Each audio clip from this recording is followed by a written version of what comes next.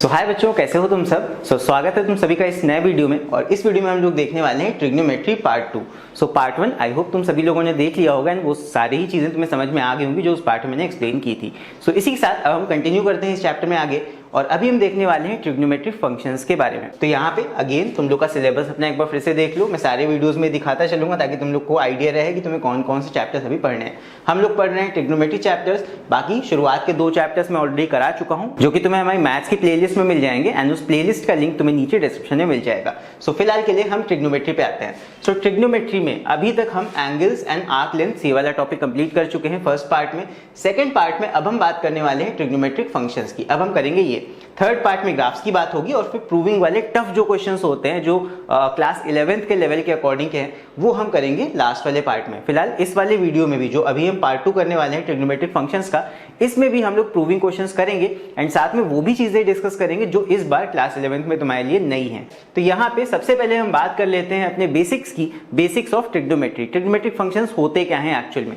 ये सारे फंक्शंस तुमने 10th क्लास में पढ़ रखे हैं, बस रिवाइज मैं यहाँ पे करा दूंगा। मान लो एक ट्राइंगल है और ट्राइंगल 3 साइड से मिलकर बनता है ऑब्वियसली, और यहाँ पे इस ट्राइंगल में एक एंगल हम ले लेते हैं थीटा। तो थीटा के सामने वाला जो साइड होता है परपेंडिकुलर, नीचे होता है बेस, और जो लॉन्गेस्ट साइड हमारा होता है वो होता है हाइपोटेन्यूज, राइट। तो यहाँ पे 3 हमारे ट्रिग्नोमेट्रिक फंक्शंस मैंने लिखे हुए हैं, एक साइन, एक कॉस, एक टैन। और भी 3 होते हैं, इन्हीं के रेसिप्रोकल्स, उसकी हम बात आगे करेंगे।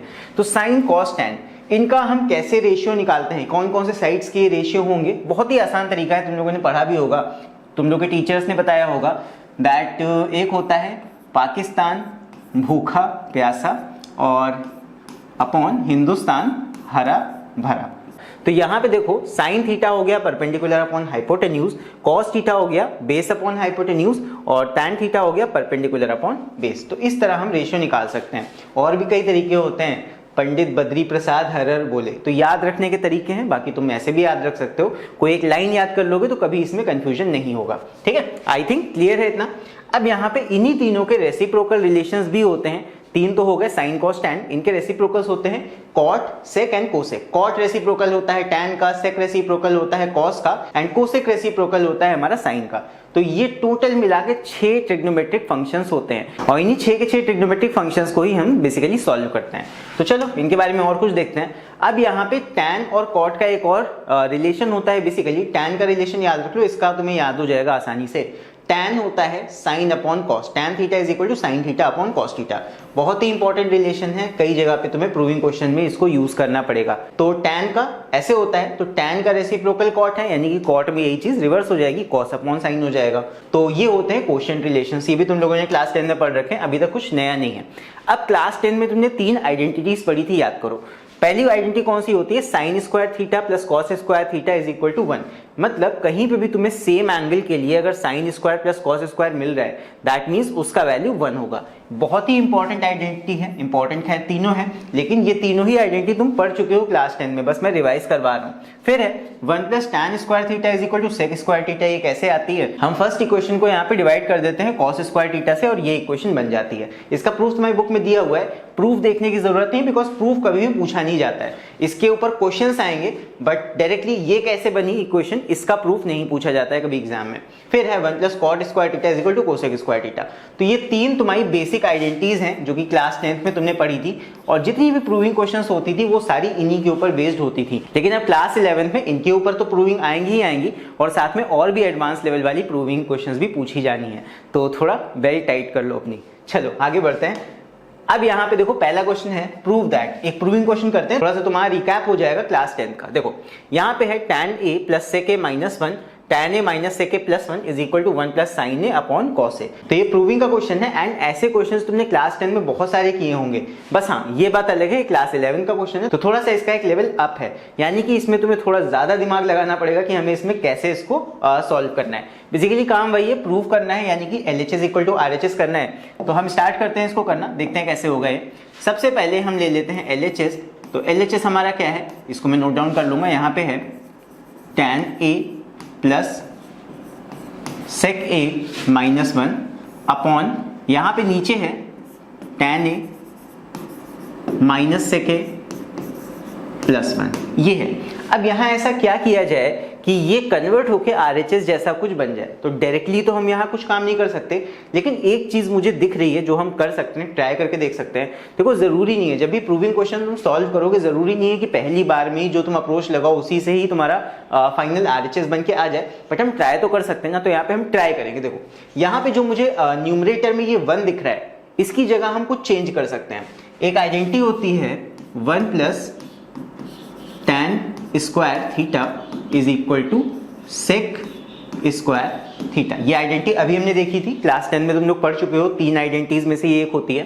तो यहाँ पे क्या हम ऐसे कर सकते हैं, 1 को इस साइड भेज के सेक को इधर ले आए, तो ये क्या हो जाएगा, 1 इस साइड आके हो जाएगा -1 और यहाँ पे सेक स्क्वायर इधर आके माइनस का हो जाएगा। तो ये हो जाएगा tan square theta minus sec square theta. मैंने -1 क्यों लिया, बिकॉज मुझे -1 की जगह ही रिप्लेस करके वो वैल्यू को रखना है। तो यहाँ पे -1 बराबर कितना आ गया, tan square theta minus sec square theta. ये मैंने यहाँ पे बना लिया यूजिंग दिस आइडेंटिटी।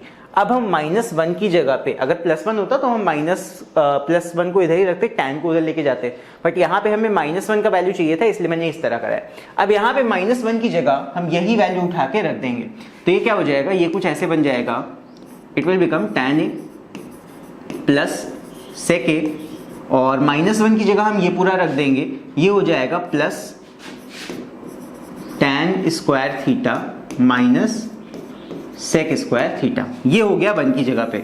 अपॉन में क्या है, अपॉन में है tan A minus sec A plus 1, ये आ गया। ठीक है, अब यहाँ पे हम क्या कर सकते हैं, और देखो यहाँ पे इसको, ये हो गया तुम्हारा, अगर इसको हम एक ब्रैकेट में कर दें तो ये हो गया a square minus B square. A square minus B square जैसा ये बन रहा है, तो a square minus B square का हम फॉर्मूला लगा सकते हैं, जो कि क्या होता है a प्लस बी। ये सब छोटे क्लास में तुम पढ़ चुके हो, a माइनस बी। तो बस इसको हम एक्सपैंड कर देंगे यूजिंग दिस फॉर्मूला। तो करते हैं, जैसे जैसे आगे हम बढ़ते जाएंगे वैसे वैसे हमारा प्रूफ होता जाएगा, मतलब RHS के क्लोज हम आते जाएंगे। तो यहाँ पे ये हो जाएगा tan A plus sec A, और इसको हम तोड़ देंगे यूजिंग दिस फॉर्मूला। तो ये हो जाएगा हमारा प्लस, एक ब्रैकेट में आएगा a प्लस बी, यानी कि tan थीटा, a तुम्हारा tan थीटा है तो a स्क्वायर, b तुम्हारा सेक थीटा है तो b स्क्वायर। ये हो जाएगा tan theta plus sec theta, और दूसरे ब्रैकेट में आ जाएगा a माइनस बी, यानी कि tan theta minus sec theta, और अपॉन में डिनोमिनेटर में कोई चेंज नहीं आएंगे, ये ऐसे ही हो जाएगा tan A minus sec A, और ये लास्ट में +1। आई थिंक इतना समझ में आ गया होगा, बहुत ईजी था। अब यहाँ पे देखो क्या है, ये जो पहला वाला तुम्हारा टर्म है और जो बाद वाला टर्म है, इसमें tan A plus sec A, tan A plus sec A, यहाँ पे एक्चुअली थीटा नहीं था, यहाँ पे एक्चुअली A था, थीटा नहीं था, थीटा हमें हटाना पड़ेगा यहाँ से। ये हो जाएगा tan A sec square A, और यहाँ tan स्क्वायर होगा, ये हो जाएगा tan A sec A, tan A and sec A। Basically theta था ही नहीं, वो मैंने यहाँ पे थीटा यूज किया था, इसलिए मैंने थीटा लिख दिया था, कोई दिक्कत नहीं है। तो यहाँ पे हो गया a, राइट। अब यहाँ पे देखो कुछ हम कॉमन ले सकते हैं फर्स्ट टर्म और सेकंड टर्म में से, जो कि क्या है tan A plus sec A। tan A plus sec A देखो यहाँ पे भी है और यहाँ पे भी है, तो इसमें हम कॉमन ले सकते हैं न्यूमरेटर में tan A plus sec A, ये आ गया कॉमन। अब देखना यहाँ पे ये टर्म पूरा पूरा कॉमन आ गया, तो अगर हम होल में इसको कॉमन ले तो यहाँ पे तो 1 बचेगा, प्लस इन दोनों के मल्टीप्लिकेशन में, ये दो ब्रैकेट आपस में मल्टीप्लाई हैं, इन दोनों के मल्टीप्लिकेशन में से ये पार्ट कॉमन लेके बाहर ले जा चुके हो, यहाँ बचेगा 1, तो यहाँ से ये हट जाएगा, बचेगा कैसे tan A, ब्रैकेट लगा दे रहा हूँ ताकि कंफ्यूजन ना हो, माइनस सेक A, ये वाला ब्रैकेट सिर्फ बचेगा। तो ये हो गया कॉमन, हमने इस वाले टर्म और इन दोनों टर्म में से tan A plus sec A को बाहर कॉमन ले लिया। अब अपॉन में क्या है, अपॉन में हमारा आ रहा है tan A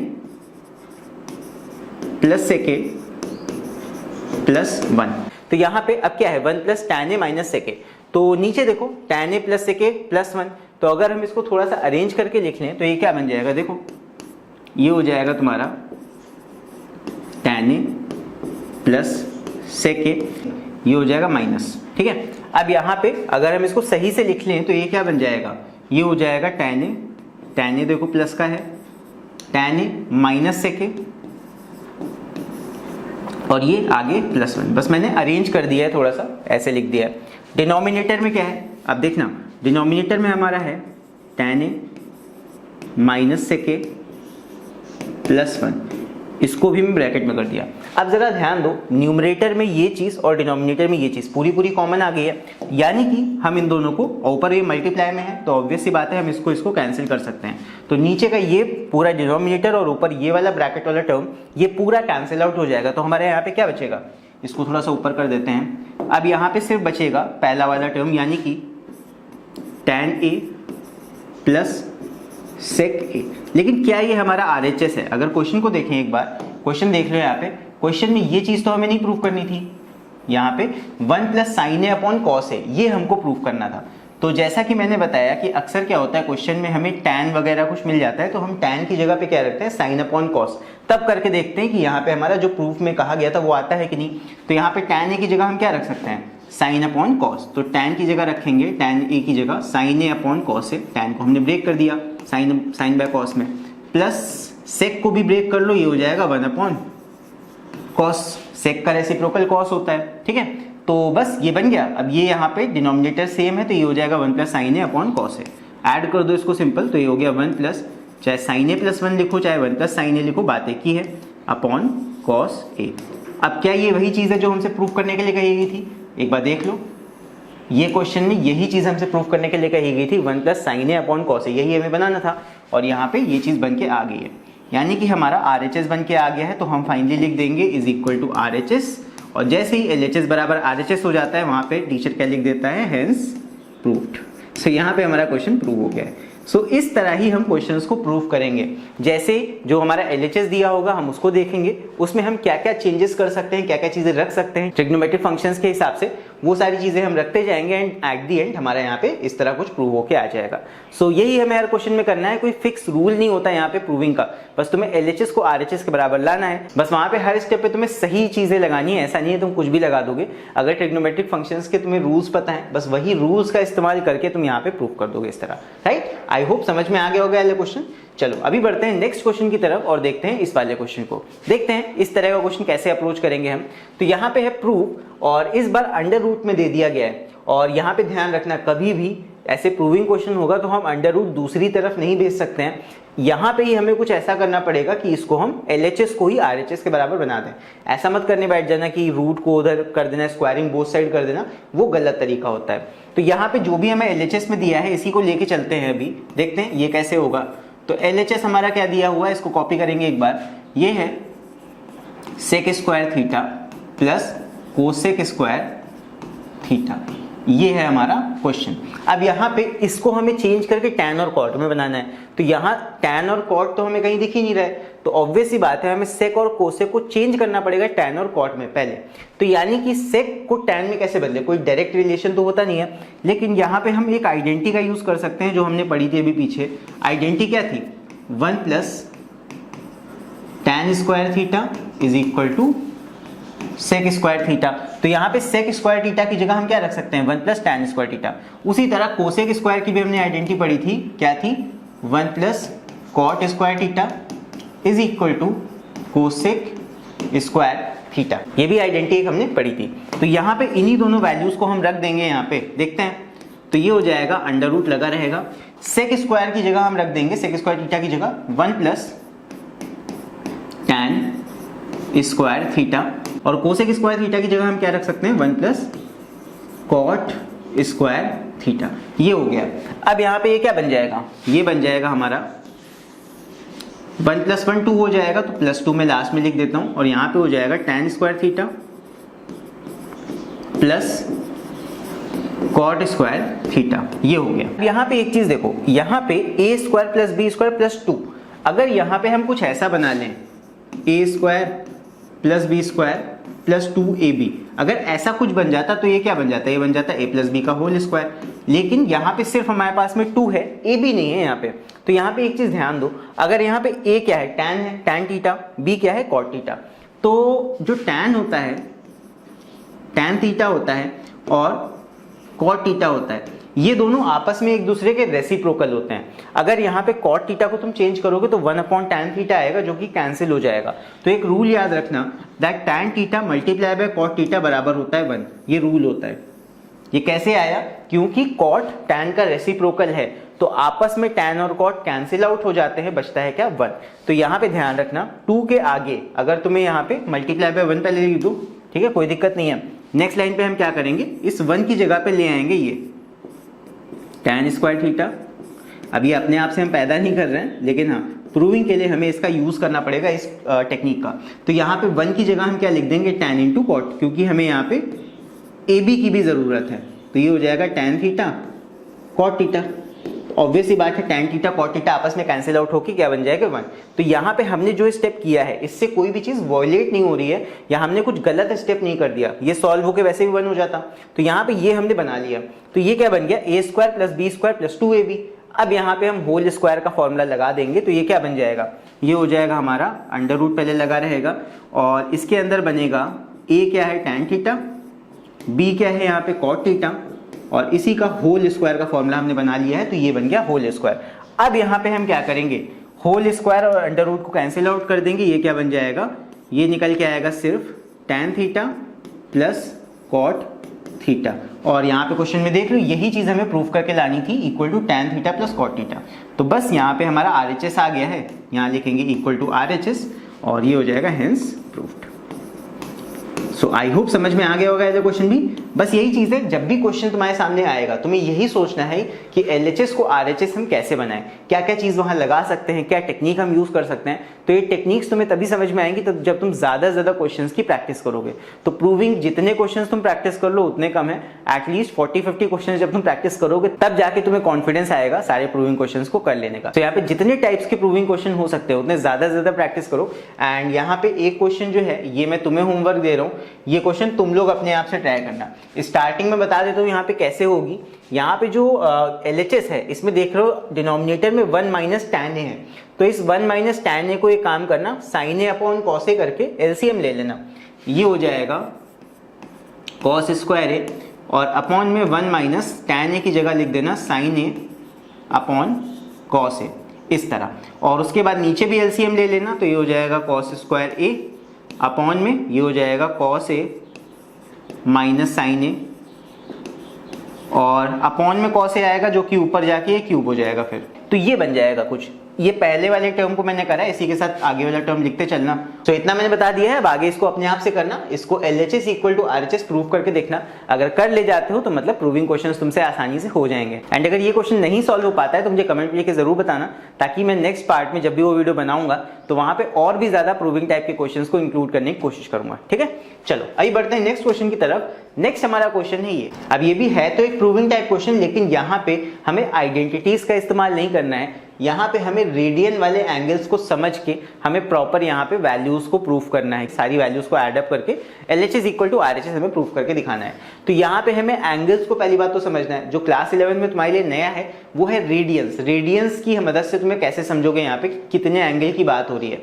मैंने तुम्हें फर्स्ट पार्ट वाले वीडियो में बताया था दैट ये समझ लो दैट पाई रेडियंस, कहीं पे भी डिग्री नहीं लगाए तो वो तुम्हारा एंगल रेडियन में है। पाई रेडियंस बराबर होता है 180 डिग्री, ये बेसिक रूल है, इसको जरूर से याद रखना। तो जहां जहां पाई लिखा है उसको दिमाग में रखो, वो 180 की बात कर रहा है। तो यहाँ पे सारे एंगल्स को हम पहले कन्वर्ट करेंगे और फिर LHS इक्वल टू RHS करके देखते हैं। तो LHS पहले हम लेके चलते हैं।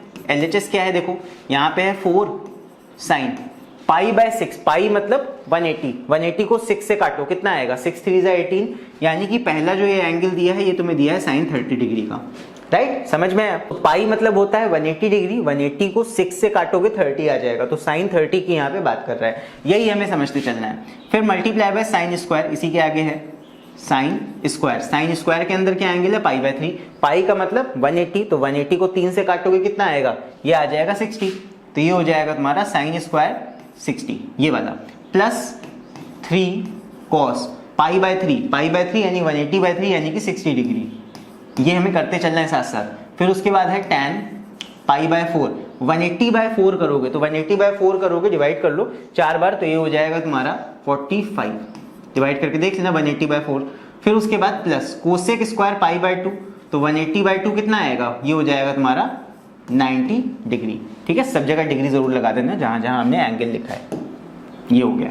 फिर इसके बाद इक्वल टू RHS, RHS हम बाद में देख लेते हैं, पहले LHS को निकालते हैं। तो यहाँ पे सबकी वैल्यू हमें पता है, सारे ही स्टैंडर्ड एंगल्स हैं, तो क्या हो जाएगा ये 4 sin 30 कितना होता है, sin 30 होता है तुम्हारा 1/2, तो ये हो जाएगा 1/2। उसके बाद sin स्क्वायर 60, sin 60 कितना होता है, ये तुम्हारा होता है मल्टीप्लाई बाय √3/2। फिर उसके बाद प्लस ये हो जाएगा 3 cos 3 पहले लिख देते हैं, cos 60 तुम्हारा कितना होता है, ये होता है 1/2। ये तुम्हें टेबल याद होना चाहिए स्टैंडर्ड एंगल्स का, ये क्लास 10th में सारी की सारी वैल्यूज तुमने याद की थी। फिर उसके बाद tan 45 ये होता है 1। फिर उसके बाद कोसेक की अगर वैल्यू नहीं याद है तो साइन की वैल्यू याद रख लो। कोसेक 90, कोसेक किसका रेसिप्रोकल होता है, साइन का, साइन 90 होता है 1, यानी कि 1/sin 90, 1/1 कितना हो जाएगा, 1 आ जाएगा ये, तो ये सिंपल 1 आएगा। अब यहाँ पे सबको सॉल्व कर लो वैल्यूज को, तो कितना आ जाएगा, ये यहाँ पे कैंसिल होगा, 2 2 4, पूरा का पूरा 4 ये कैंसिल हो जाएगा दोनों 2 से। फिर उसके बाद यहाँ पे और कुछ कैंसिल नहीं हो रहा है, तो ये आ जाएगा कितना, ये √3 हो गया, प्लस ये हो गया तुम्हारा 3/2 और ये हो गया +1। तो बस सॉल्व कर लेते हैं इसको, तो ये कितना आएगा, ये हो जाएगा तुम्हारा 2√3 प्लस यहाँ पे हो गया एलसीएम 2 आ गया यहाँ पे डिनोमिनेटर, तो ये हो जाएगा हमारा 5 प्लस 2√3/2, ये आ गया हमारा LHS। अब RHS भी हमें निकालना है, RHS देखते हैं कितना आता है। तो RHS इज इक्वल टू हमारा है 2 sec स्क्वायर π/4, ये है। तो sec किसका रेसिप्रोकल होता है देख लो, पहले लिखेंगे 2 मल्टीप्लाई बाय sec रेसिप्रोकल होता है cos का, तो cos अच्छा π/4 का मतलब कितना हो गया, पहले तो वही देख लेते हैं। ये हो जाएगा sec स्क्वायर π/4 का मतलब हुआ 180/4, ये आ जाएगा तुम्हारा 45 डिग्री। तो ये हो जाएगा तुम्हारा, अगर sec का नहीं याद है cos का याद कर लो, तो ये हो जाएगा 2 1/cos स्क्वायर 45, सिंपल ऐसे कर लिया करो।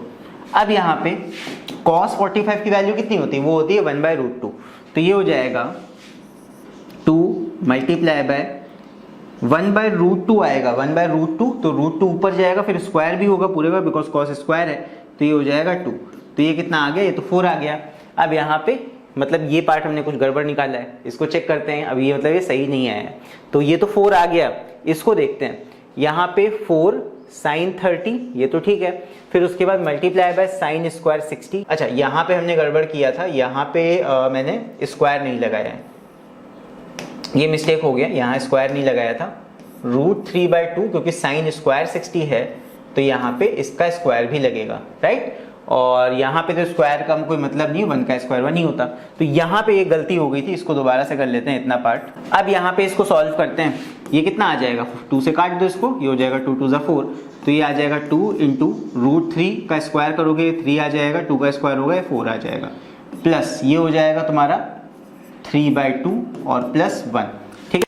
अब यहाँ पे 2 से काट दो, 2 1 2, 2 2 4, तो ये कितना आ गया, ये आ जाएगा तुम्हारा 3/2 प्लस 3/2 प्लस 1, यानी कि ये कितना आ जाएगा, ये आ जाएगा 3/2 प्लस 3/2, ये हो जाएगा तुम्हारा 6/2 प्लस 1, ये हो जाएगा तुम्हारा 3, और 3 प्लस 1 कितना आ जाएगा 4। अब सही है, तो यहाँ पे LHS आ गया 4 और RHS भी आ गया 4।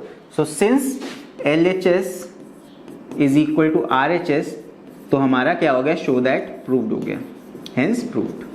तो बस थोड़ी सी गलती हो गई थी, यहाँ पे हमने स्क्वायर नहीं किया था, इसीलिए हमारा प्रूफ नहीं आ रहा था। सो इस तरह का क्वेश्चन जब आएगा जहाँ पे हमें एंगल्स की वैल्यू रखनी होंगी, तो ज्यादातर ध्यान रखना क्लास 11 में तुम्हें रेडियंस में ही वैल्यूज दी होंगी, या फिर अगर नॉर्मल एंगल दिया होगा तो काफी ज्यादा बड़ा एंगल होगा। अभी वो वाले क्वेश्चन भी हम करेंगे आगे, तो इस वीडियो में बने रहना। चलो अभी हम बढ़ते हैं आगे। ये वाला क्वेश्चन आई थिंक सबको समझ में आ गया होगा। अब हम बात करते हैं ऐसी कुछ नई चीजों की जो तुमने क्लास 10 में नहीं पढ़ी थी। अभी तक हम उन चीजों की बात कर रहे थे जो क्लास 10 में तुम ऑलरेडी पढ़ चुके हो, बट उनमें एक रिवीजन की जरूरत थी, तो मैंने उसको बता दिया है।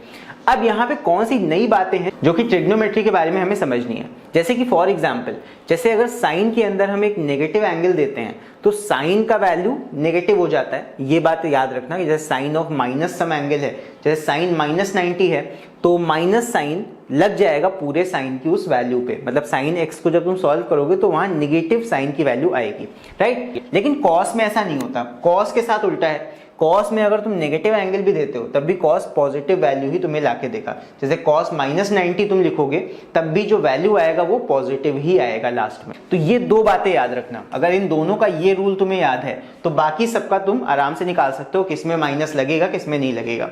अब tan क्या होता है, साइन बाय कॉस, तो साइन निगेटिव हो जाएगा, कॉस निगेटिव नहीं होगा। अगर एक भी चीज निगेटिव हो रही है न्यूमरेटर डिनोमिनेटर में तो ऑब्वियस सी बात है नेगेटिव साइन लगेगा। तो tan ऑफ माइनस एक्स भी नेगेटिव होगा, माइनस tan x। उसी तरह tan का रेसिप्रोकल cot होता है, अगर tan निगेटिव हो रहा है तो cot भी निगेटिव होगा, cot ऑफ माइनस एक्स भी हो जाएगा माइनस cot x। sec की बात करें, sec किसका रेसिप्रोकल होता है, cos का। cos निगेटिव नहीं हो रहा है, ध्यान रखना, cos of minus x cos x ही आ रहा है, यानी कि sec निगेटिव नहीं होगा। तो sec ऑफ माइनस एक्स कितना हो जाएगा, ये हो जाएगा तुम्हारा सिर्फ sec x, माइनस नहीं लगेगा। तो cos में नहीं लगता है, sec में नहीं लगता है, बाकी सब में माइनस लगेगा माइनस का एंगल रखने पर। और उसी तरह cosec ऑफ माइनस एक्स भी क्या हो जाएगा, माइनस cosec x। तो कहीं पे भी अगर माइनस का एंगल आ जाता है और हमें वैल्यू बताना होगा तो हम ये ध्यान रखेंगे कि उस वाले पर्टिकुलर फंक्शन में माइनस का एंगल रखने पे फाइनल वैल्यू माइनस का आता है या प्लस का आता है। सो आई होप समझ में आ गई होगी भी ये चीज। चलो बढ़ते हैं आगे, देखते हैं नेक्स्ट टॉपिक। सो इसके बाद अभी हम बात करते हैं एक और इंपॉर्टेंट चीज की, जो कि है पीरियोडिसिटी ऑफ ट्रिग्नोमेट्रिक फंक्शंस। मतलब कि ट्रिग्नोमेट्रिक फंक्शंस पीरियोडिक फंक्शंस होते हैं। अब पीरियोडिक फंक्शन का क्या मतलब होता है, पीरियोडिक फंक्शंस हम उन फंक्शंस को बोलते हैं जो कि अपनी वैल्यू रिपीट करते हैं आफ्टर सम पर्टिकुलर इंटरवल।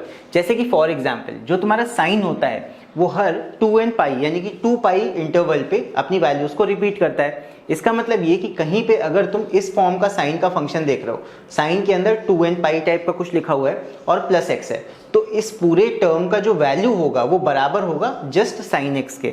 मतलब कि 2n पाई के बाद में फिर से वैल्यूज रिपीट होने लगेंगे, तो तुम इस पूरी वैल्यू को हटा के सिर्फ इसको साइन x के बराबर रख सकते हो। और ये सारे ही जितने भी तुम्हारे ट्रिग्नोमेट्रिक फंक्शन है सभी के लिए एकदम सही होता है। यानी कि cos में भी अगर 2n pi plus x angle है तो यहाँ पे इसका वैल्यू भी cos x के बराबर होगा। ये सभी ट्रिग्नोमेट्रिक फंक्शंस में वैलिड होता है। तो ये बात बहुत ज्यादा इंपॉर्टेंट है बिकॉज इसके ऊपर क्वेश्चंस भी पूछे जाते हैं। So this thing is very important, इसको जरूर से याद रखना। Periodicity of trigonometric functions, trigonometric functions periodic होते हैं। कहीं पे भी एंगल तुम्हारा इस तरह का हो, 2n, n कुछ भी हो सकता है, 1 2 3 4 5, 2n पाई प्लस x के बराबर होगा, तो कहीं पे भी अगर ऐसा एंगल मिल रहा है तो यहाँ पे डायरेक्ट हम इस वाली वैल्यू को हटा के उस वाले ट्रिग्नोमेट्रिक फंक्शन में सिर्फ x लिख सकते हैं। तो ये बात का ध्यान रखना बिकॉज ये चीज काफी इंपॉर्टेंट है, कई क्वेश्चंस पे तुम्हें करना होगा। और ये उनमें हम करते हैं जहां पे हमें बहुत ज्यादा बड़े एंगल्स गिवन होते हैं, very big angles are given. अब ऐसे क्वेश्चंस भी तुम्हें मिलेंगे जहां बहुत बड़े बड़े एंगल्स तुम्हें दिए होंगे क्वेश्चंस में, और उन बड़े एंगल्स को तुम्हें सिंप्लीफाई करके छोटा बना के तब उन ट्रिग्नोमेट्रिक फंक्शंस की वैल्यू निकालनी होगी। मान लो यहाँ पे आ गया साइन ऑफ 1000, तो 1000 डिग्री का तुम्हें कहां से पता होगा साइन का वैल्यू, इसीलिए हम उस बड़े डिग्री को थोड़ा छोटा बनाएंगे और उसके बाद उस वाली वैल्यू को हम निकालेंगे। तो इस तरह क्वेश्चन अभी हम देखेंगे आगे, तो ये काफी इंपॉर्टेंट है, इसको ध्यान रखना। इससे पहले हम क्वेश्चन को करें, यहाँ पे एक और चीज के बारे में बात कर लेते हैं जो कि होता है साइन ऑफ ट्रिग्नोमेट्रिक फंक्शन। ये तुम्हारे क्लास में अगर तुमने चैप्टर पढ़ा होगा तो टीचर्स ने इसको भी बताया होगा। एक चीज इसमें होती है, जब हम ग्राफ बनाते हैं तो ग्राफ में एंगल्स जो बेसिकली होते हैं, देखो जो 0 से 90 तक का रीजन होता है, 0 to 90 डिग्री, ये होता है तुम्हारा फर्स्ट क्वाड्रेंट। फिर उसके बाद 90 से 180 डिग्री तक ये तुम्हारा होता है सेकंड क्वाड्रेंट में।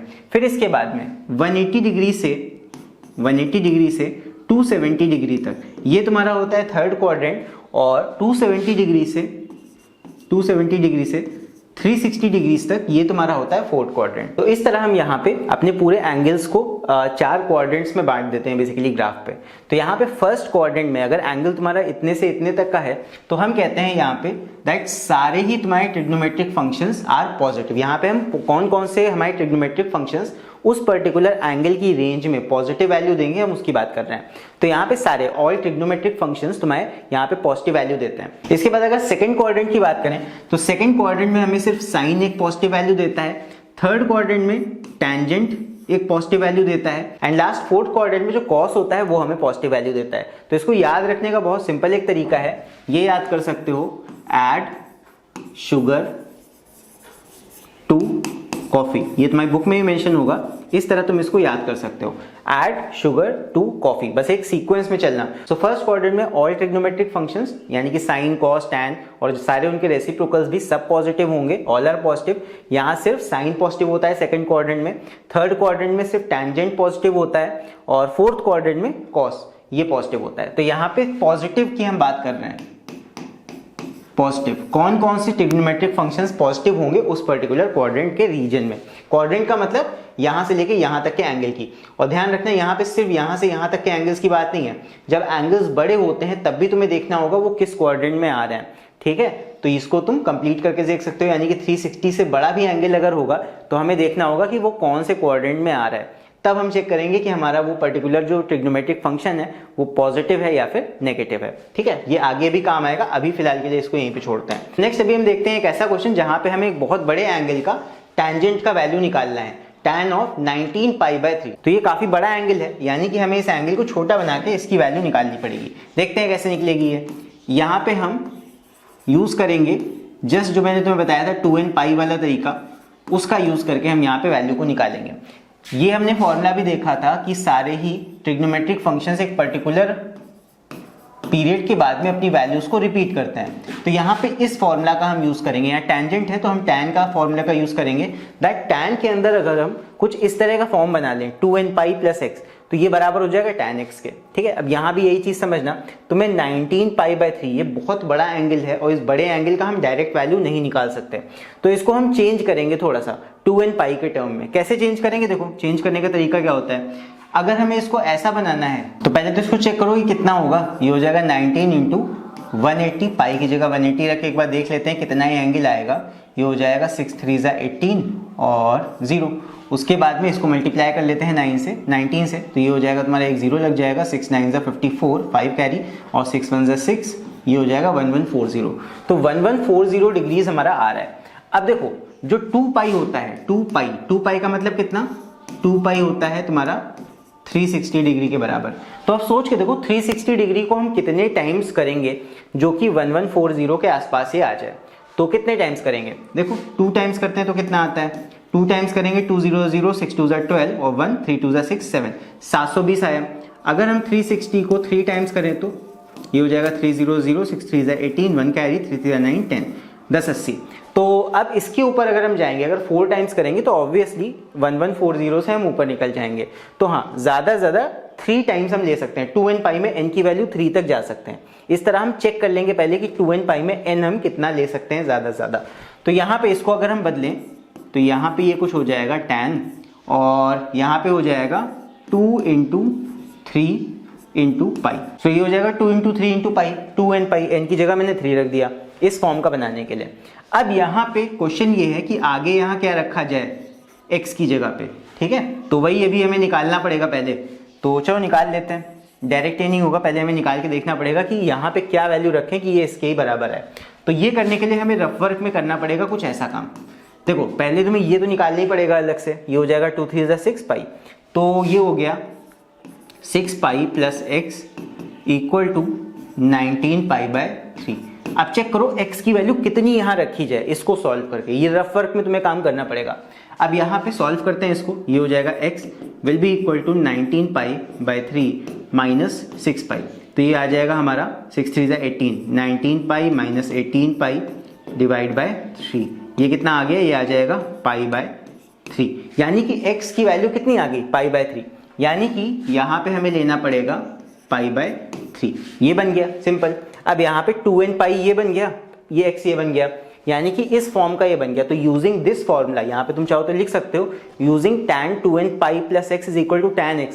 ये क्या बन जाएगा, ये सिंपल बन जाएगा हमारा, ये क्योंकि पीरियोडिक फंक्शन होते हैं सारे ट्रिग्नोमेट्रिक फंक्शन, तो ये बन जाएगा tan π/3। मतलब 2nπ + x में हम सिर्फ x लिख सकते हैं tan में।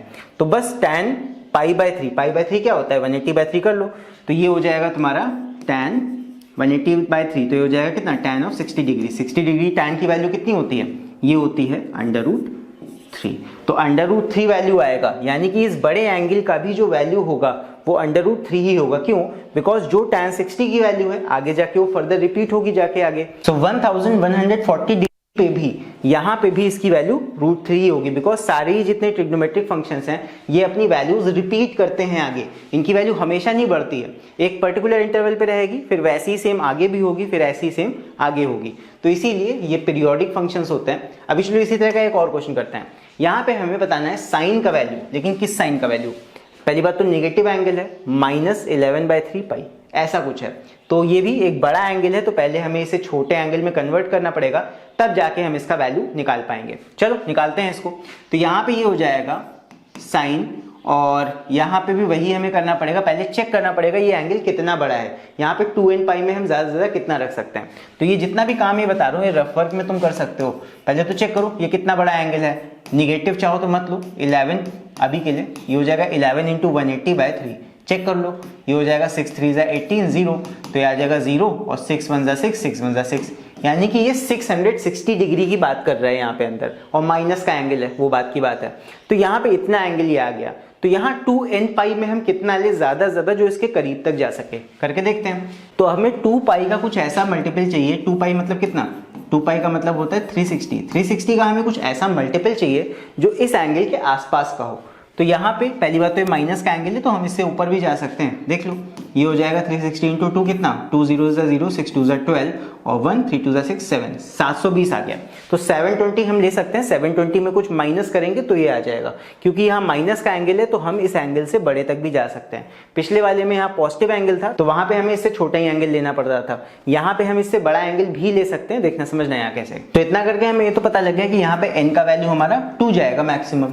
तो बस वही चीज यहाँ पे करते हैं। तो ये हो जाएगा 2 इंटू 2 इंटू पाई, 2n पाई करना होता है तो 2n पाई ये हो गया।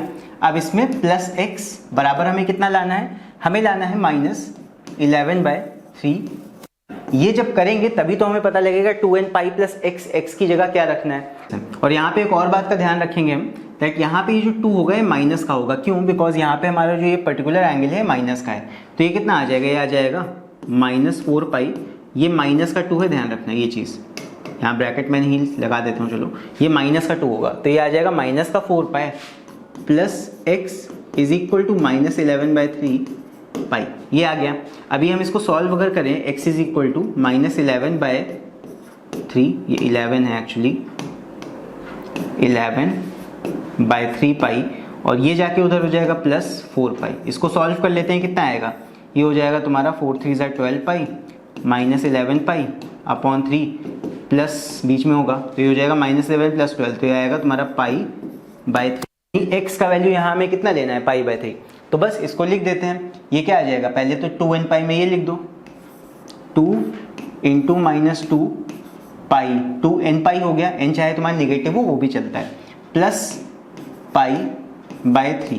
तो यहाँ पे है sine of 2n pi plus x जो भी होगा, तो यहाँ पे दैट विल बिकम, बिकॉज ये पीरियोडिक फंक्शन होता है, तो ये हो जाएगा साइन ऑफ π/3। तो बस π/3 का मतलब क्या, पाई मतलब 180 डिवाइड बाय 3 कर लो, ये आ जाएगा 60। तो साइन ऑफ 60 डिग्री का वैल्यू हमें बताना है। तो 60 डिग्री का वैल्यू कितना होता है साइन 60 का, ये हो जाता है तुम्हारा √3/2। तो √3/2 आ जाएगा साइन 60 का वैल्यू, यानी कि इस बड़े एंगल का भी वैल्यू इतना ही होगा। सो आई होप समझ में आ गया होगा तुम लोग को ये। तो यही हो जाएगा हमारा final answer of this question. चलो अभी बढ़ते हैं अगले सवाल की तरफ। सो नेक्स्ट हमारा है find the value of cos of -1710। अब यहाँ पे हमें पाई में वैल्यू नहीं दिया है, डायरेक्ट हमें एंगल दिया हुआ है। तो अब यहाँ पे इस एंगल को हमें पाई में 2n पाई में कन्वर्ट करके और सेम उसी तरह से करना होगा। चलो इसको भी करते हैं। तो सबसे पहला काम यहाँ पे ये देखेंगे दैट n हमें यहाँ पे कितना लेना है। तो एंगल तो यहाँ पे इस बार हमें दे रखा है 2 पाई, यानी कि 360 को किससे मल्टीप्लाई करें, 2n पाई करना होता है। तो यहाँ किससे मल्टीप्लाई करें कि 1710, 2 से करोगे तो 720 आएगा, 3 से करके देखते हैं, 300, 6 3 ज़ा 18, 1 3 3 ज़ा 9 10, 1080। 360 इंटू 4 करके देखते हैं, ये हो जाएगा 400, 6 4 24, 2 3 4 ज़ा 12, 4 1440। 360 इंटू 5 करके देखते हैं, ये हो जाएगा 500, 6 5 ज़ा 30 और 3 कैरी गया, 5 3 ज़ा 15, 1800। तो हम 5 ले लेते हैं इनका वैल्यू, ये वाला 1800, क्योंकि माइनस का एंगल है तो इससे बड़े में जाएंगे, बड़ा एंगल लेंगे। तो चलो यहाँ पे अब हमें क्या लेना होगा, ये हो जाएगा 2 मल्टीप्लाई बाय -5, क्योंकि माइनस का एंगल है, ध्यान रखना माइनस के एंगल में n तुम्हारा जो होगा n रखोगे वो माइनस का ही रखना होगा। तो ये हो जाएगा 2n पाई प्लस x, कितना रखें जो कि हमारा कितना आ जाए -1710। ठीक है, 2n पाई, पहले तो n निकालते हैं, फाइंड करते हैं, ये रखा, प्लस x कितना हमें चाहिए वो निकालने के लिए इज इक्वल टू इसको जो एंगल तुम्हें चाहिए एक्चुअल में वो यहाँ रख दो। अब x की वैल्यू यहाँ से फाइंड आउट कर लेते हैं। तो ये कितना हो जाएगा अच्छा यहाँ पे ध्यान रखना, ये एंगल है तुम्हारा, तो यहाँ पाई काम नहीं आएगा, यहाँ पे तुम्हें इसे 180 में कन्वर्ट करके सॉल्व करना होगा। तो ये हो जाएगा, चाहे इसको पाई में कन्वर्ट कर लो। सो ये जो एंगल हमारा दिया है ये डिग्री में दिया हुआ है, तो इस एंगल को रेडियन में कन्वर्ट करने के लिए इसको मल्टीप्लाई कर देंगे पाई बाय 180 डिग्री से। तो इसको सॉल्व कर लो, ये कितना आ जाएगा, ये आ जाएगा इतना, ये हो जाएगा 9 से कटेगा, 9 2 18, और ये हो जाएगा तुम्हारा 9 1 9, और उसके बाद में ये हो जाएगा 8 आएगा, 9 9 81, तो 19/2 आ गया, 19 पाई बाय 2। अगर इसको रेडियन में देखेंगे तो ये इतना आएगा, और आई थिंक 19 पाई बाय 2 हमने कहीं पे यूज़ किया है, 19 पाई बाय 3 था एक्चुअली। ओके ठीक है, तो यहाँ पे इसको सॉल्व करते हैं अभी। तो यहाँ पे 1710 जो है ये माइनस का तुम्हारा है 19 पाई बाय 2, इसको मैंने कन्वर्ट कर लिया रेडियन में, तो मैं इसका रेडियन वैल्यू लिखूंगा 19 पाई बाय 2, ये हो गया। और यहाँ पे हो जाएगा 2 5 10, माइनस का 10 पाई, तो माइनस का 10 पाई उधर का जाके हो जाएगा प्लस का 10 पाई, ये हो गया सिंपल। ठीक है, अब इसको सॉल्व करके x का वैल्यू हम निकाल लेते हैं, तो ये आ जाएगा -19 पाई, पूरे पे यहाँ पे 2 LCM आ जाएगा, तो ये हो जाएगा प्लस 20 पाई, तो ये कितना आएगा -19 + 20, ये आ जाएगा पाई बाय 2। अगर सही सही करोगे तो x की वैल्यू हमेशा पॉजिटिव ही आएगी, और x के पहले तुम्हें प्लस का ही साइन चाहिए होता है, तो कोशिश यही रहेगी x की वैल्यू पॉजिटिव ही है, तभी तुम यहाँ पे सही से कर रहे होगे।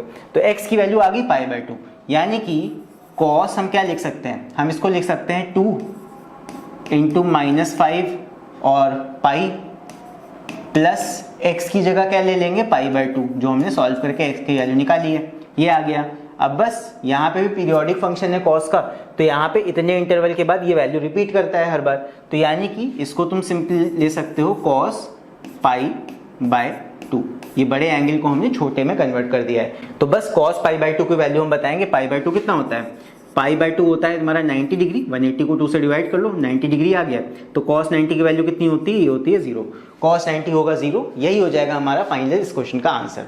आई होप समझ में आ गया होगा। मेन इस टाइप के क्वेश्चन में बस तुम्हें ये समझना है कि इस बड़े एंगल को छोटा कैसे बनाना है। तो सबसे पहले हम n का वैल्यू निकालेंगे कि 2n पाई में n का वैल्यू हमें कितना रखना है, और उसके बाद में फिर x का वैल्यू फाइंड करेंगे, 2n pi plus x is equal to जो एंगल हमें दिया है वो रख के x का वैल्यू आ जाएगा, उसको वहां पे रख के फिर फाइनली पीरियोडिक फंक्शन वाला कॉन्सेप्ट लगा के यहाँ पे हम छोटे एंगल का वैल्यू निकाल के दिखा देंगे कि ये आंसर हमारा है। राइट, आई थिंक समझ में आ गया होगा प्रोसीजर। सो यहाँ पे अब नेक्स्ट क्वेश्चन मैं तुम लोग के लिए होमवर्क दे रहा हूँ, इस क्वेश्चन को तुम लोग ट्राई करना, एंड इन सारे ट्रिग्नोमेट्रिक फंक्शंस का आंसर मुझे कमेंट्स में लिख के जरूर बताना। मैं जरूर से उम्मीद करूंगा कि यहाँ पे कमेंट्स में लिखे सब बच्चे मुझे आंसर बताएंगे अच्छे से, तो जिन भी बच्चों का सही आंसर होगा उनको मैं यहाँ पे हार्ट जरूर से दूंगा। सो इसी के साथ ये वाला पार्ट हमारा यहाँ पे एंड होता है, और पार्ट 3 यानी कि नेक्स्ट पार्ट में हम देखेंगे ग्राफ्स ऑफ ट्रिग्नोमेट्रिक फंक्शंस के बारे में। ग्राफ्स का कॉन्सेप्ट भी बहुत ज्यादा इंपॉर्टेंट है, तो फिलहाल के लिए जो इस वीडियो में हमने किया है ये सारी चीजें तुम लोग प्रैक्टिस कर लेना, एंड कोई भी प्रॉब्लम हो, कोई भी चीज में दिक्कत हो, कोई भी चीज ना समझ आई हो या किसी क्वेश्चन में प्रॉब्लम हो, तो सारी चीजें तुम मुझे नीचे कमेंट्स में लिख के पूछ सकते हो। एंड मान लो अगर क्वेश्चन थोड़ा बड़ा है तो वो तुम मुझे इंस्टाग्राम या फिर फेसबुक पे भी मैसेज करके पूछ सकते हो, या फिर हमारी ईमेल आईडी भी है जो कि तुम्हें डिस्क्रिप्शन में नीचे मिल जाएगी, वहां पे भी तुम अपने क्वेश्चंस को सेंड कर सकते हो। सो अगर तुम इस चैनल पे नए हो तो चैनल को सब्सक्राइब जरूर से करना, और हम लोग मिलते हैं फिर नेक्स्ट वीडियो में। Till then take care, see you and bye bye.